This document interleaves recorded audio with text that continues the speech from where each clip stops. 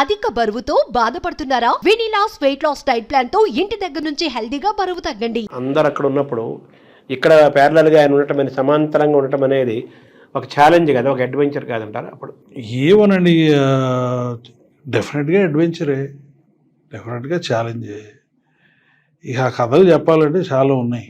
అదే actually first Nageswararao గారు, రామారావు గారు కలిసి రావాల్సిందే. ఇది కొన్ని కారణాల వల్ల ఆయన విడిపోయారు, ఈయన వచ్చారు. తర్వాత ఆయన వచ్చారు, రామారావు గారు. దెన్ అన్నపూర్ణ స్టూడియోస్ కడటానికి కారణం ఆయనకి స్టూడియో లేకపోవటం. సారథి స్టూడియోస్ అక్కడే కదా అన్ని సినిమాలు తీస్తూ ఉండేవారు.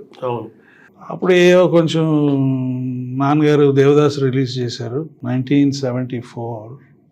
ఈ got is operation done.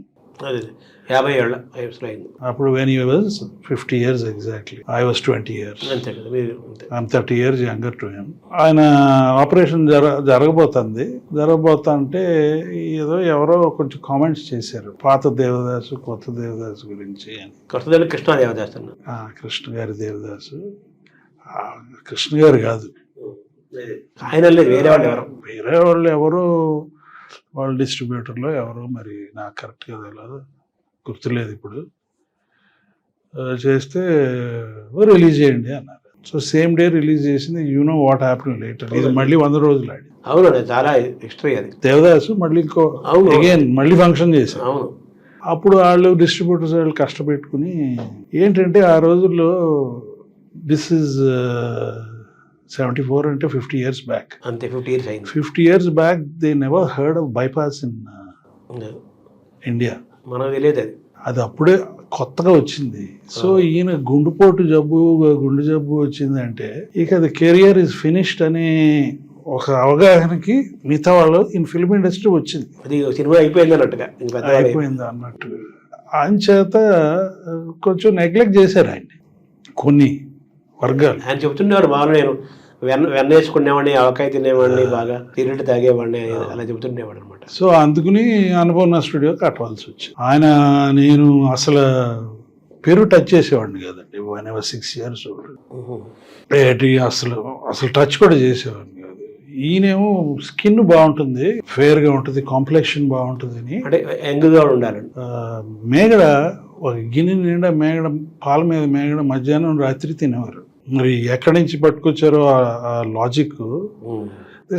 Oil is good for your skin. So తినేవారు. నన్ను పక్కన కూర్చోబెట్టుకుని ఒకసారి అలవాటు చేశారు. మీకు కూడా.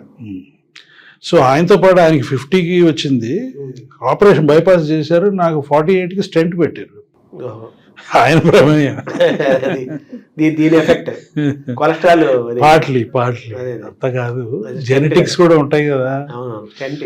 సో ఐ మీన్ కొన్ని ఇంట్రెస్టింగ్ ఫ్యాక్ట్, ఈ హెల్త్ వస్తే నాకు డయాబెటీస్ వచ్చిందండి. By the time I was 52 ఏజ్కి నాకు డయాబెటీస్ వచ్చింది. సో ఇంత యంగ్ ఏజ్లో నీకు డయాబెటీస్ రావటం ఏంటి అని మా అమ్మ కళ్ళం నీళ్ళు పెట్టుకుంది. నాన్నగారికి లేదు కదా. ఆయనకి లేదు.